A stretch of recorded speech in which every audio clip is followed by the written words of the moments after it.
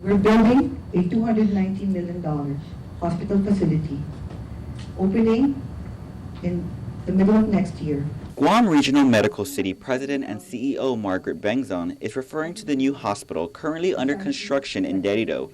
And while no one can deny the need for improved medical care on island, the debate today instead was regarding the new hospital's request for a qualifying certificate, a program aimed at strengthening the island economy by providing eligible companies tax incentives.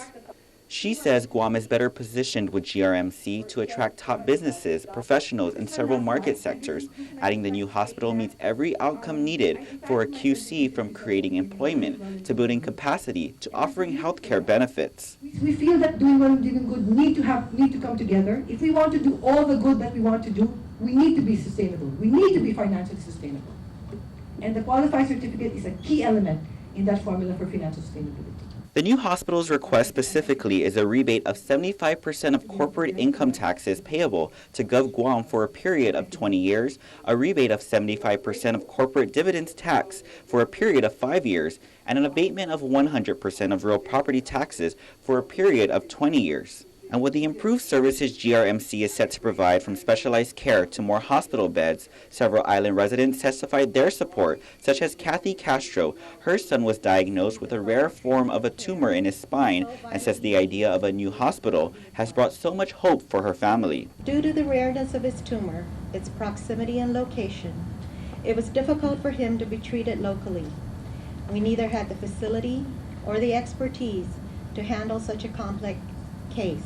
Others represented organizations such as the Government of Guam Retirement Fund, the Guam Chamber of Commerce, and the Filipino community of Guam. Tessie Marcus says the project's success has the potential to encourage foreign investment in Guam beyond tourism. The GRMC will provide a benchmark for large-scale developers and investors looking to expand beyond the Philippines, which to date remains one of the fastest growing economies in Southeast Asia. Guam Medical Association spokesperson and diabetes specialist Erica Alford does not deny that Guam has a huge lack of specialty care that is direly needed, but questioned whether in fact the millions cited by GRMC will remain on island once the new hospital is completed. So I question how much of that $58 million will indeed be staying on the island.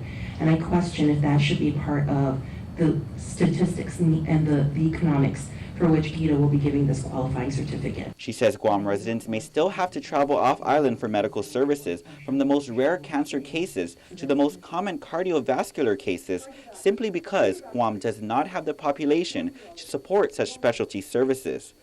Dr. Thomas Shea, meanwhile, who says he's taken a lot of the hits for criticizing the new hospital's QC request, is most concerned about indigent care and how that would impact the Guam Memorial Hospital. Because truly, if you really care about people, then you really need to, before getting a qualifying certificate, look at the population you're going to serve. Shea reiterated that he's been an advocate for the hospital since the beginning, adding physicians on Guam are not against the new hospital at all.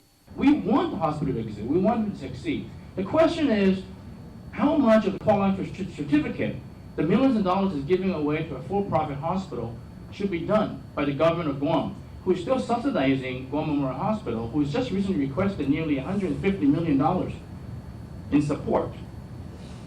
Now those money have to go to GMH because they cannot turn away patients. The public comment period will remain open for the next 10 days and can be submitted to the Guam Economic Development Authority.